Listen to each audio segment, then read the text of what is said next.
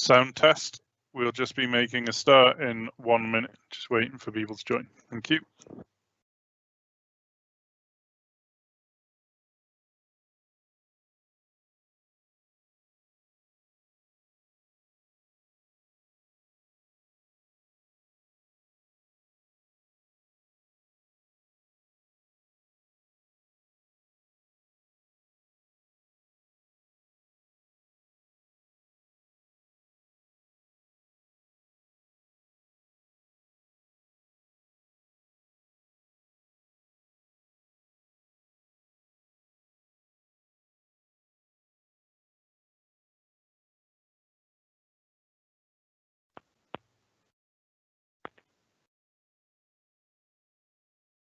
Okay, good morning, everyone. Thank you for joining today's webinar on using Power Automate and PowerApps to drive efficiency. So we thought we'd pull this event together to conclude our webinar series, or what was the initial conclusion of the webinar series, to bring everything together and after talking about everything that is within the Microsoft 365 ecosystem, and talk about the more advanced services that are available within this platform, which is all around trying to introduce efficiencies within that platform and trying to bring your creative side into visualization through utilizing this platform. And what we mean by that is we're going to give you some real world demonstrations today on how you can use Power Apps and Power Automate to drive efficiencies, remove laborious tasks and paper-based systems from your current environment, and how you can automate using this platform. We're hopefully going to have a few key takeaways for you today on, first of all, understanding the licenses, give you a real-world demonstration through our partners at Valto, through Hugh and Dougie, on how the Power Platform works and how you can become more efficient with these services. So we'll be letting you know what is the Power Platform for those of you that don't know, because there are instances within your Microsoft 365 license that you're already licensed for. So you can use this and start optimizing the services after today's webinar, should you want to. We'll be giving you a user journey as well as some indicative ideas as to what you can create using this Power Platform. So we've done various events throughout this webinar series so far. You can find all of these events on our YouTube page for previous recordings. And we try to put these events together to help people who have already got the Microsoft 365 license type to build upon their knowledge and utilization of that platform. As typically what we see is the majority of people either purchase it just from a licensing perspective, or they will only be using it for Exchange Online and maybe some file sharing. But where we're at the moment, I'm not going to try and bang the drum too much of kind of COVID-19, but where we're at the moment, a lot of people are now just utilizing Teams without the necessary governance in place across their organization. So we've tried to put this webinar series together to help organizations and users understand what this looks like. And we will be running an additional event next week on the 5th of May regarding classrooms. So it's very focused on our educational clients that are on the call today and some prospects, but it'll be all around running classrooms remotely using Microsoft Teams. So just some very quick introductions. So my name is Mark Olford. I'm the Cloud Solutions Architect at Circle IT, and I've got our partners on the webinar today through Valto, and I'll let them do their quick introductions themselves. Thank you, Mark. Hi, everyone. I'm Hugh from Valto.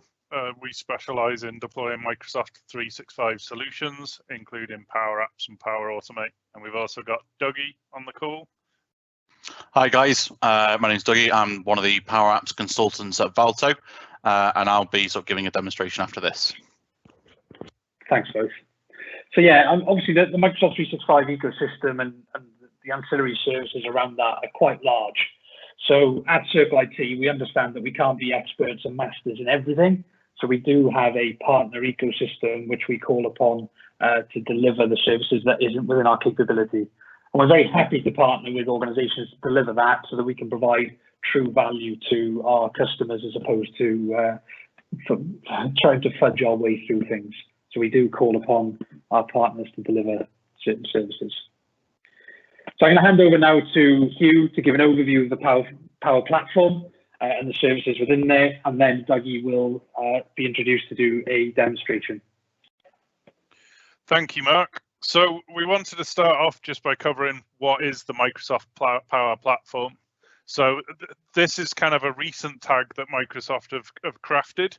There's been a number of different tools that have evolved over the past few years. Power BI, which is a data analytics tool. So that allows us to connect to various data sources. So things like SQL, data warehousing, SharePoint, Office 365, and lots of cloud applications. And the whole purpose of Power BI is basically to collect that data and then provide very visual and interactive dashboards for people.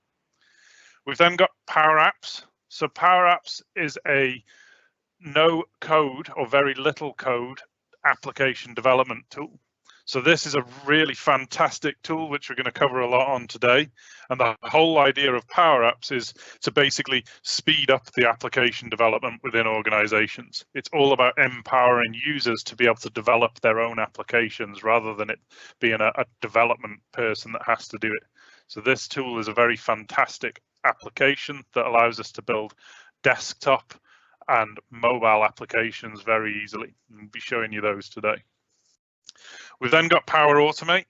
That's previously called Flow. And Power Automate basically is all about creating automations. So if in a Power App we create a new form and then we want to send an email or send it through an approval process, Power Automate lets us do that. So it's a workflow mapping tool. Again, it's very easy, no code or very little code that allows us to quickly create these kind of applications and flows for your organization. We've then got the latest addition to the family, which is Power Virtual Agents. So virtual agents are basically about creating intelligent bots in the organization. So they're about creating a bot that can be used that can help your employees get customer service or your customers get customer service. So yeah, that's what those are about. So over on the next slide, we've got basically how the applications integrate together. So Power Apps, Power BI and Flow can all really work nicely together. So if we're starting with the Power Apps side of things, we can use that to start to collect information. So if we're talking about replacing a manual process like an accident reporting system, a user can use the Power Apps functionality to report an accident in the system. That could then go down to Power BI. So with all the data about the accident that we've collected, so we might collect where the accident's happening on the body. So we might then be able to start to use Power BI to get some analytics to say, well, actually in this organization, we're getting a lot of cuts to the eye or we're getting a lot of cuts to the hand. And with that data from Power BI, we can then start to put intelligence around PPE in as an example. So if we're getting a lot of cuts to the hands, people should be using gloves. So it's all about collecting the data with Power Apps and then feeding that into the analytics tool, which is Power BI. And then finally, we got the Flow. So the Flow would be kicking off alerts. If there's been a serious incident in the organization, we could use Flow to announce that to key health and safety people or even the management team to let them know there's been a particularly bad accident and people need to start responding to it. So the three tools basically work very well together, and it's all about integrating these to get the true power of the platform. So how is it licensed? So they've changed the licenses very recently, and that caused a lot of disruption and chaos and confusion. So hopefully we can just cover off what these are about in this first section. So Power Apps Plan 1 is included in most Microsoft 365 subscriptions. So if you have a Microsoft 365 subscription, such as Microsoft 365 Basic or Microsoft 365 Standard or Premium, you will have this license available to you. So we're able to do a lot of the functions and the features that we'd like to show you today using this free license. So with the Power Apps Plan 1 license, we can connect to Office 365 data sources. So we could use SharePoint as the database. We could create a list and we can store all the data in there. We can use non-premium connectors. So if people, third-party people have made their connectors available for free, so you don't have to have a premium connector. We can build canvas apps, which is something we'll show you today, which can be run on PCs and mobile devices. We can build offline capability, and we can also build data policies. So within this Power Apps Plan 1, there's a lot of power, and a lot of the organizations we've been working with, we can scope an app that we're developing just to use these functionalities, as opposed to then moving to the Power Apps Plan 2. So what that excludes is premium data connectors and common data service. So that's a different type of database, which is much larger and more scalable and integrates perhaps with Dynamics and some other platforms as well. So that moves on to the second slide, which is around what are the second Power Apps Plan 2 licenses. So the frustration with the change of licenses came because Microsoft initially made a lot of the premium connectors available for free, and they were changed. So that means that if you're using a premium connector, and an example of a premium connector might be you connect into a SQL data source, or you're using a Flow or a Power Automate that connects using a premium connector like a HTTP request or an API call. So they've all been bundled into this, and there's two models that are available. There's a per app plan. So effectively, this per app plan means if you've developed one app for your organization and you would like the users to log in to access that app and utilize it, there is a cost of £7.50 per user, per app, per month. So if you had 3 or 4 apps that you wanted to give, then you would need to, on the per app plan, you would need to license that user individually on every single app. The second one is the per user plan, which basically allows the user to have unlimited applications, and there's no restrictions on that. So it's obviously more expensive, but if you've got 10 applications, this would be a much more cost-effective model. As you scroll down, we can see the different features that are available. We can connect to custom and premium connectors. We can use on-premises connectors like SQL. We get database capacity in the common data service, and we can execute workflows with a much higher limit than we would on the free plan. There's also some Power Apps add-ons that are available. So the Power Apps add-ons that we have available to us are the Power Apps portals, which is on the next slide. So the portals basically allows us to create a customer portal or an extranet, which could be used for suppliers as well. And the portals functionality, basically, we can build an online extranet that allows users to log in. So this has been a really handy functionality for some organizations at the moment who've been trying to provide an employee knowledge base, or they're trying to get their clients quickly logged in. The Power Apps portals basically allows us to create an online web page that people can either sign in with, so they can use things like Facebook or their Office 365 account to sign into the portals, or we can make it an anonymous login where they don't have to authenticate. So the two price models are the authenticated users on the left, and then the page view for an anonymous type portal on the right.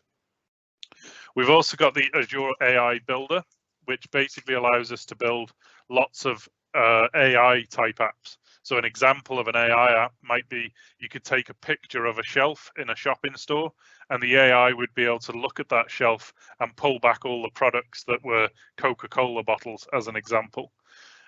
So there's lots of powerful functionality that's available within there. So that's kind of an overview of the licenses. There's a lot in there. What we wanted to focus on today is a demonstration of how we could use the Plan 1 that's available in the Microsoft 365 licenses. And then if anybody's interested in learning and understanding more about the Plan 2 licenses and how those can help, we will be running future webinars to cover those off. And of course, you can get in touch with us. So I'm going to hand over to Dougie, who's going to jump into a live demonstration and show a real life example of an inspection application that's been developed using Power Apps, SharePoint, Teams, and a few other technologies. Brilliant. Thank you, Hugh. I'm just going to share my screen.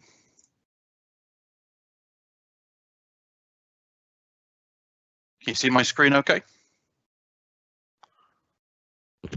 Yeah, should be okay. Okay, so hi, my name is Dougie. I'm one of the Power Apps consultants at Valto. And today I'm going to be giving you a little story about a made-up kind of company called Holler. They are a property inspection company, so they inspect properties on behalf of agencies and look for kind of issues and things like that. The story is going to kind of follow two roles, two employees inside of this Holler company. One is the back office user, so this is a person who's back at the office, and we also have our frontline kind of engineer who's actually out in the field doing the inspections, collecting the information, and then that's all being digitally stored inside of Office 365. So the first step of this is I'm going to be sort of wearing the hat of the back-end sort of office user. So I'm going to start my day. Typically, when I start my day as a sort of office user, I'm going to come into my Microsoft Teams and just have a little look at what's kind of going on inside of here.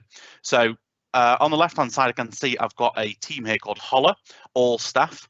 Now, within Teams, you can have a team which automatically brings in all of the staff into that team. So all employees will be in here, and they'll see the latest information and sort of announcements which I've got inside of here. So I can see, for example, I've got this news article which has been generated from our intranet portal, and then it's then being displayed inside of Teams. So it's a useful article which is going to appear in multiple places as we kind of go through.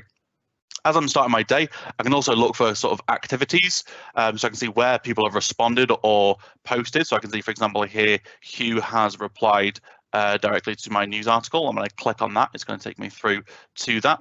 I can also look for sort of chat messages. So I'm looking for any instant messages that I might have received or people that have been messaging me.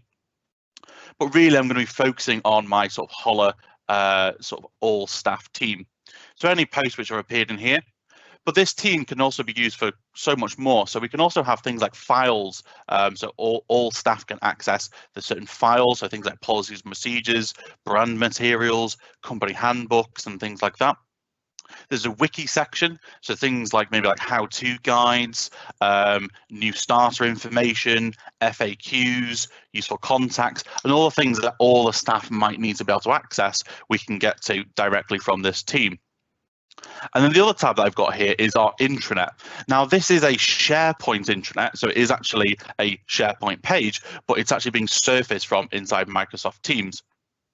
So this is where I can come and I can see the tiles across the top to access certain resources, things like policies. Maybe we've got things like Power Apps for expense systems or Power Apps for leave request systems that we want to jump directly to by clicking on these buttons here. We can also see the latest company news, so we can see news articles, both internal and external. So these can be news articles which you've created maybe about sort of updates and announcements, new starters or won contracts and things like that. Or they can be links to external news articles. So there might be something relevant that you've seen on BBC News that you want to link there, for example.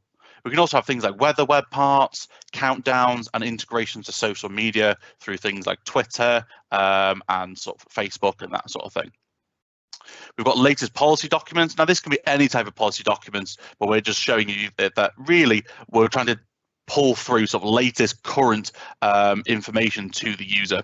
And then we've got things like events. So maybe these are upcoming events that might be of interest to users. And once we actually have these events here, buttons will appear for them to add that automatically to their Outlook calendar as well. And at the bottom, we've got kind of this little footer area for company links, which could be used as quick links or useful links to help people navigate as well.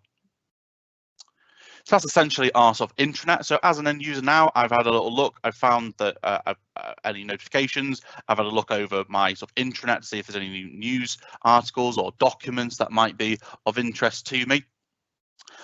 So the next thing that I'm going to be doing is I'm going to look at my shared mailbox inside of Outlook to see if there's any emails that have come in from customers.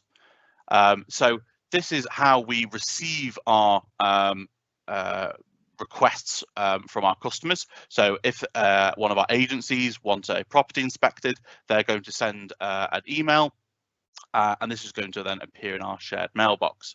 So I've got this email here from Kyle, and he's telling me that he wants this particular property in Liverpool to be inspected. So I'm going to then go over to my secondary team, which is my engineers team, and I want to then post a message to let the guys know that there's a new job. So this is where I'm going to come in and I'm going to create a new thread in here to let the engineers know there's a new job, there's a new request that has come in. So I'm going to say this is a new job. It is. And these are the kind of things, while Dougie's doing that could be automated with Power Automate. So at the moment, we're just, for this example, we're doing a manual copy over into the engineers team, but this kind of thing would be automatic. When we receive an email, that could automatically post into the thread and kick that process off. That's right. So this is just a sort of proof of concept. So I'm tagging now the engineers team in here to let them know that there's a new job. So this is where then everyone's going to get a notification. So because I've tagged the engineers team in here, every member of the engineers team is going to then get a notification to let them know there's a new job in here.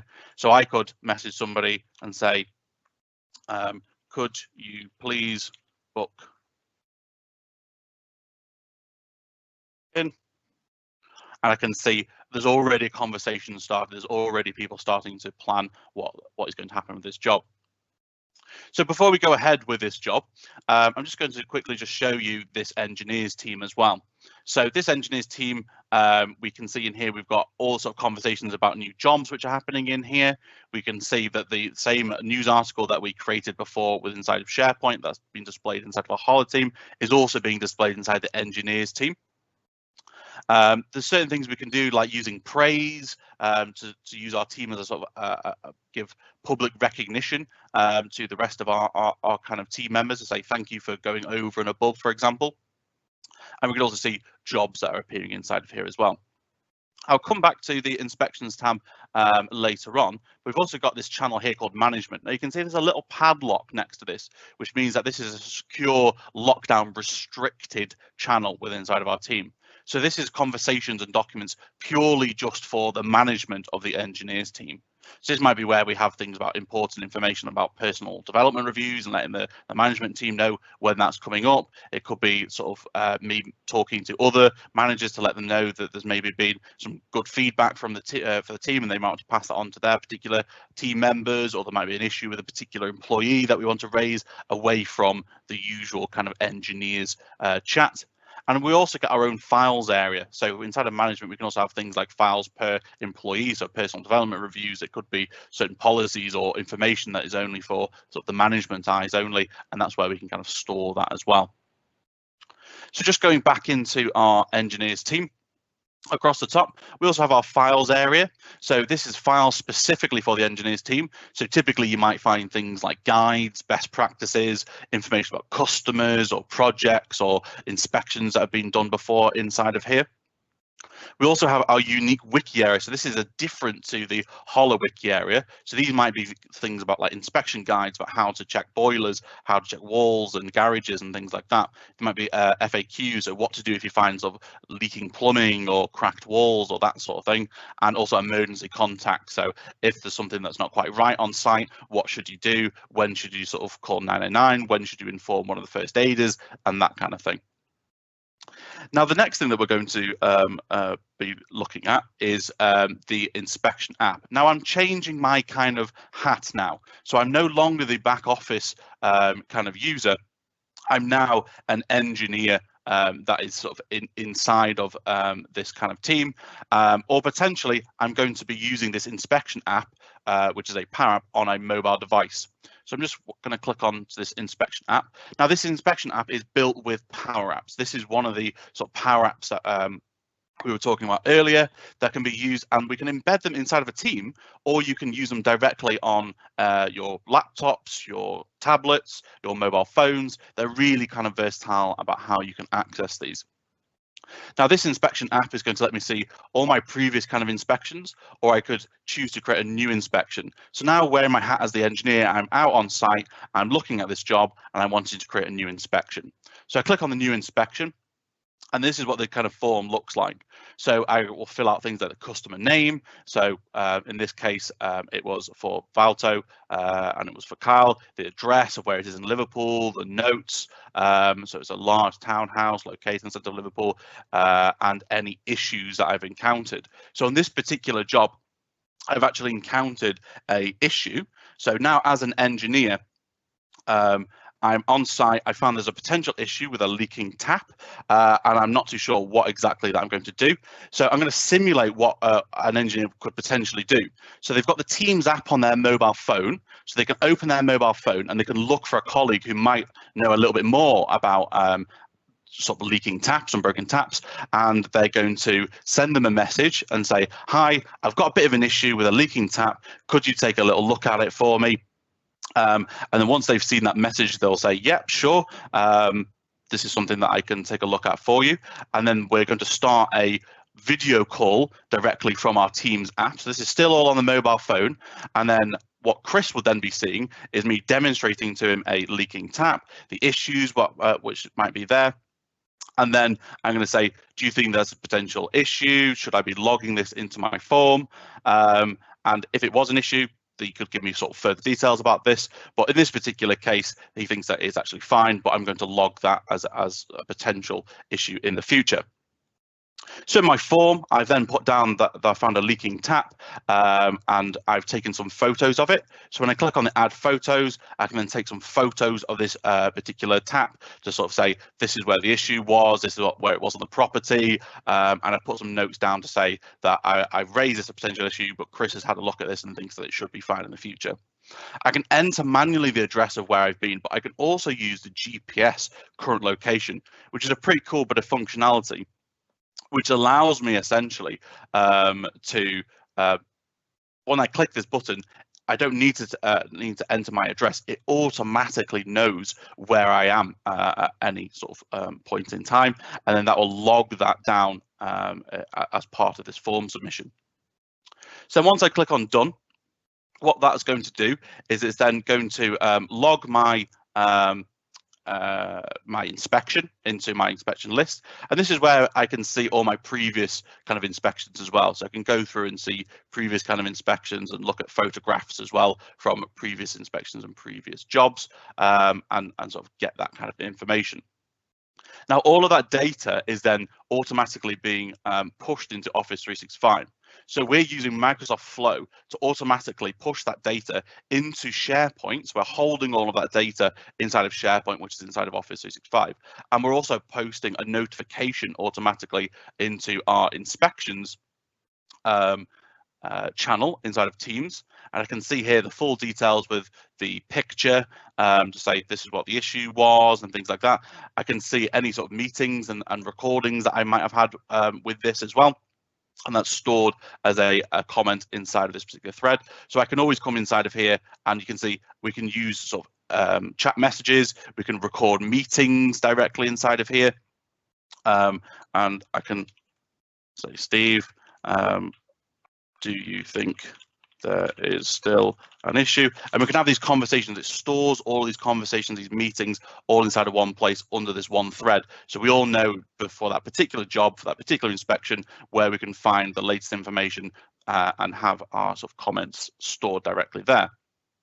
Now, what we've also done as well is when we've submitted that inspection, it's pushed that information into SharePoint. So we've got a little area here called the inspection portal, which if I just jump through to here. Inside the inspection portal, so the inspection portal again is a SharePoint site which has got a couple of different areas to it. So I can see here, I can see people who are maybe the owners of this data. So any sort of people in here, and when I click on them, it's going to show me their contact information. So things like their email address, phone numbers, and things like that. I can see news, which is specifically relevant to inspections and what's kind of going on in terms of any sort of non-conformances and things like that. I've got documents across the bottom, so anything that's related to sort of auditing processes or guides or things like that that we should be following, or reports or proposals that come out of the back of these inspections, we can also access through this portal as well. Across the top, We've also got the process inspection, so we could access the app directly from inside here. We could be generating things like reports automatically or proposals that are based on some of this data that we might want to send out to the customers afterwards, or actions which might fall out of the back of this and might automatically go into the planner area as well, that I'll demonstrate in a moment. And then we've also got... Just jump into the reports section, Dougie, and show them how that could work. Yep. So the report section would look like this. So we've got at the top, we've got some sort of SharePoint kind of KPI graphs, but this could also be Power BI. So Power BI is a great way of kind of going that extra step and adding some more advanced kind of functionality to it as well. So we can see here things with inspections that have been happened on a monthly basis by status, whether they're complete or whether they're outstanding or waiting for particular kind of information from someone. And we can see audits by month inside of here. So we can see by conformances or non-conformances, and we can see by the particular date as well. And again, this could be made more advanced through the use of like Power BI, and we could do other kind of linked kind of graphs and things like that. So just going back a step. Also on the inspection portal, we've got things like suggesting ideas. So if there's any ideas for how this process could be improved or how the portal itself can be improved, we've got a suggestion feedback form across the bottom to sort of constantly have that kind of a level of improvement as well inside the system. And the actions that potentially can come out the back of this as well. So Flow can also be used to create tasks inside of Planner. So those tasks which can then be created will then appear inside a plan similar to like this. Now Planner is pretty versatile in terms of how you want to store your kind of tasks. So these could be things like maybe they're tasks related to ordering parts to fix something after an investigation, or maybe it's creating a proposal for those fixes or whatever it is. So we have these kind of columns, which Microsoft refer to as buckets, and they could be anything. So here I've got to-do tasks that are waiting to be done. We've got tasks which are being worked on, and we've got tasks which are being waited to sign off, and we've got complete. And as we kind of move these through the different stages, we can just drag and drop them into these different areas. Tasks can also be fleshed out. So you can have things like additional notes, you can have subtasks which appear inside of these tasks. And it's just a great way of kind of managing in a kind of agile project management way of these tasks which flow through. So as an engineer, I can see what tasks I still have kind of ongoing. I can also see these in chart form. So I can see kind of burn down on sort of what tasks and how my team is being managed in terms of the tasks which are within the team. I can also see a schedule, so I can see upcoming tasks. So as an engineer, I know when I'm going on site and when things are being planned in. I can see the calendar of tasks and jobs which are kind of coming up in the near future. And there's also a couple of different ways that we can kind of group these tasks. So we can see by assigned to, so we can see the different tasks as are assigned to different people. We can see in progress, so whereabouts are they up to, are they completed, and so forth. Due dates, so which ones are coming up this week, next week, and so on. By labels, there's different ways we can categorize things. We've got just different colors here, but these could be different types of jobs or construction or things like that. And we've got different priorities. So this could be low, medium, important, or urgent. So we could say this one is actually now urgent, and this then gets this little symbol here to show that this is an urgent task that we need to be sort of on top of and tracking on a more frequent basis. So that's essentially sort of Planner and how we sort of manage our tasks. And I think that kind of concludes then the demonstration. Thank you, Dougie. Thank you. So what I wanted to do is just show some real examples of kind of the other types of Power Apps that we have and give you some overviews of what's possible and some other options around this. So I'm just going to share my screen. So as Dougie mentioned at the beginning, we've got our intranet page. So we've worked with lots of organizations, and over time we've been building up a catalog of different Power Apps that would be useful and give you guys examples of where Power Apps can really help your organization. So we've got an example here of a very simple hazard spotting application. So this one basically is when we have a health and safety person walking around a manufacturing organization, they are spotting hazards, and traditionally what they would look to do is write those hazards down into their notepad. They would come back to the office and then they'd fill those hazards out and give an action to who's responsible. With this app, we can tag hazard type. We've got shift, we've got a description, so we could say it's a trip hazard. And we've also got the capability of taking a picture here. So this was a very simple app that took less than a day to develop, and it's completely automated that manual process of taking a piece of paper and then going back to the office. So this kind of thing is where PowerApps has got very quick development, and it can speed a lot of the kind of stuff up that we're looking to do. Microsoft have also provided some template applications. So you'll notice that within the App Store, there's a leave request system. But the leave request system is kind of half an app. It doesn't have a lot of the functionality that you would hope and expect from the application.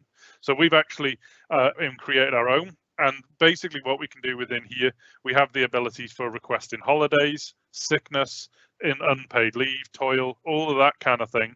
And we're then able to go ahead and put my dates, and it automatically calculates how many days I've got left. So again, rather than having lots of third-party applications that I'm going off and purchasing, I have within here a leave request system that I'm not paying any monthly fees for because it's included in my Microsoft 365 licenses.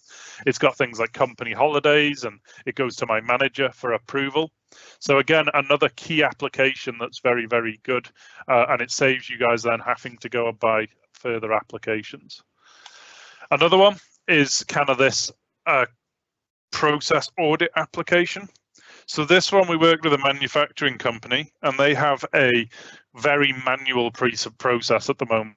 So if you imagine they have an A3 piece of paper that's printed off at the end of every shift. And what's supposed to happen is that engineer, when he finishes the shift, is he's supposed to fill this audit in to say he's completed everything. When he's completed it, he takes that A3 piece of paper back to the office, he puts it on someone's desk, and then they transpose that into an Excel spreadsheet, which is then used for reporting.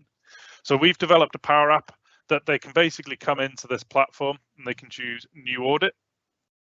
This then gives them the capability of saying, right, these are the tasks that I need to do that were previously on the A3 piece of paper. So we can do things like, is the line clean, in order, and the working environment safe? And when they jump into that, that then presents them a list of additional options that they can go through. So check that there are no parts on the ground, check that the line's clean. So they'd go through this list and they just mark everything off. And what happens in the background of this is it's automatically populating a database to say this has been done. So we've removed the A3 piece of paper, we've removed the manual step of taking it back to the office, and then we've removed that really inefficient time where people are going in and transposing this. When I come across an issue with this, I'm able to hit the issue option, and I'm then able to click on owner of the action, target completion date, and I'm able to populate this form and assign an action.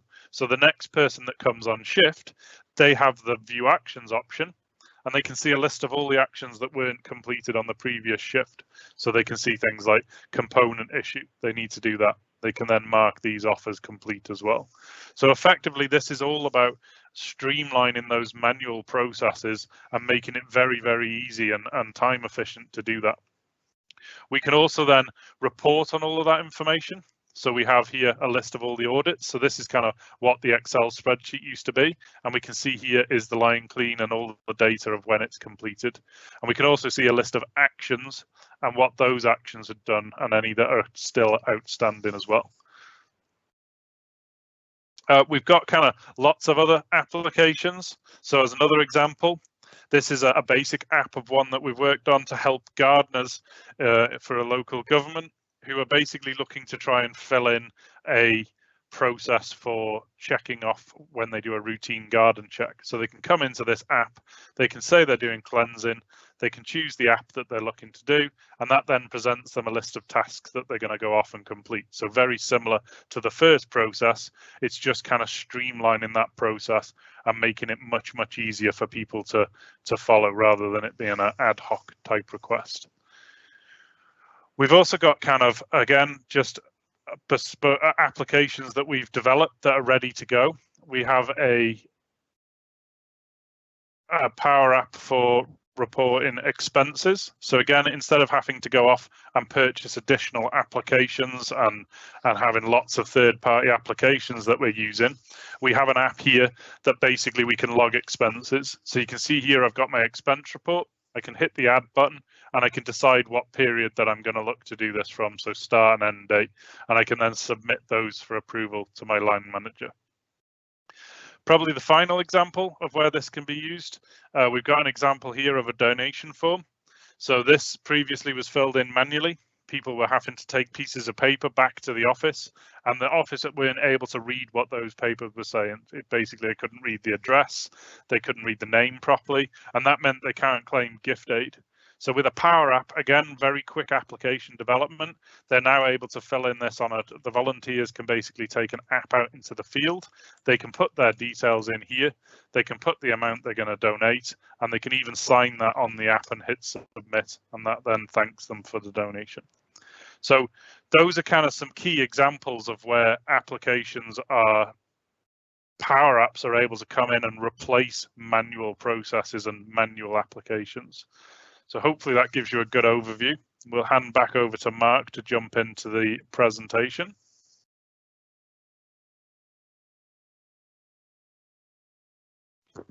Yep, thank you. I'll just share my screen. Fantastic.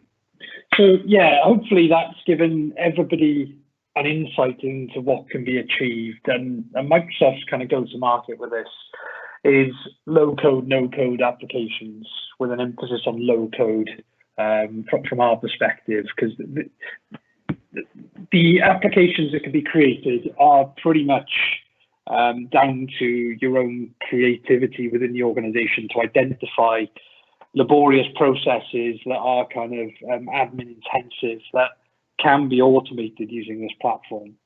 So I'd encourage you to have a think and look within your organization as to what is currently being done and challenge the current way of working and understand whether or not this can be utilized. So as Hugh's gone through some of the examples on here as well, we do have a range of pre-built Power Apps that are available for us to configure for you. If you'd like to have a look at any of these as a bit of a demo or understand what they actually entail and the level of detail within them, by all means, either contact ourselves through our website or email hello@valto.co.uk, and we'll be more than happy to arrange a quick demonstration of these to see if they would fit your requirements.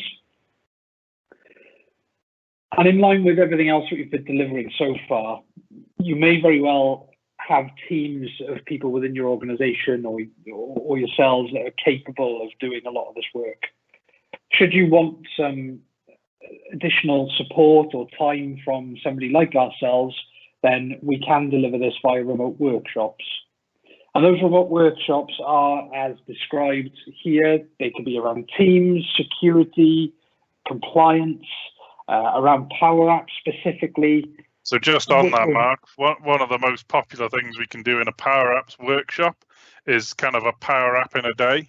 So that's basically, if you guys have a process that you think, wow, this could really drive and help our automation, we can, not fully dependent on the complexity of the application, but the idea of our app in a day is kind of a training with your users to try and develop this Power App in a day and show you guys the technologies and how you would use things like Power Automate, Power BI and Power Apps to develop one of those applications. So it's kind of like a training education session where at the end of it, hopefully we'll make a start on automating one of your processes, and you'll be able to then educate yourself and get some good ideas then on how you can go forward and develop that. Fab, thank you. So as I mentioned at the start of this, we've got one final, or potentially final, event on education, so running classrooms remotely using Microsoft Teams, which is on the 5th of May at 10 AM. So please feel free to sign up for that event by going to our website, circleit.co.uk/events. So we'll now take some Q&As that we've got on this. We've had a few that have been published already. So the first question that we've got, is it possible to use Power Automate to create a new team with a subset of folders within the team based on a user filling out a form and it being approved? So that is possible, but it's not there is no flow at the moment that allows us to create a team. So you can't go into Power Automate and find a ready-made template that's just create a team. There is different ways to do it though. So we can create a team using an API call, which is a little bit more difficult to do, but it definitely is possible. And it would be possible as well to create folders within a team as well. So we actually have a ready-made form, Teams request form, which does exactly what you're describing. So perhaps if you're interested, you can get in touch and we can help you through that. Thanks. And then we've also got, how well does MS Teams and Power Apps integration work? If you're on a mobile, will it open the Power App on your phone? One for Dougie, I think.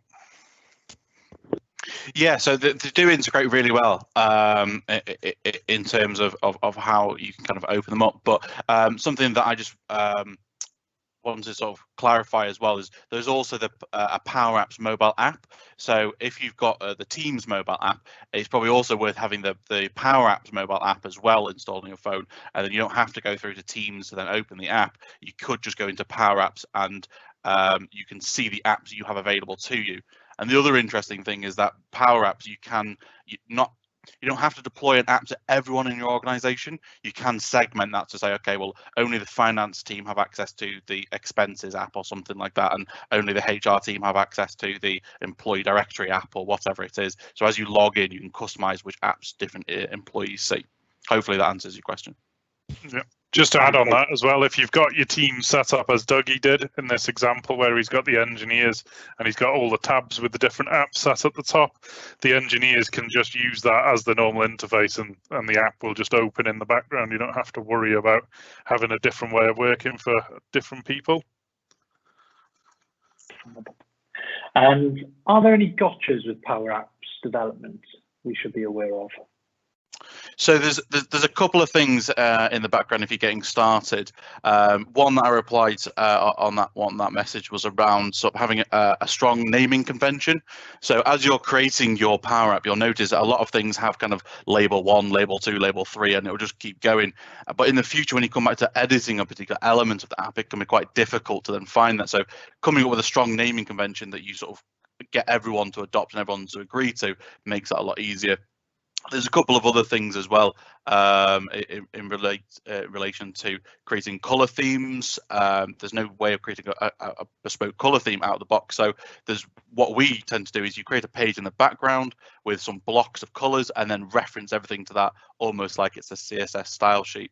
But what I'd recommend is that there's quite a lot of different kind of templates and things like that out there to get you started with both Power Apps and with Flow, and it gives you enough really to kind of understand how some of these solutions are put together and then build on them from there. Okay.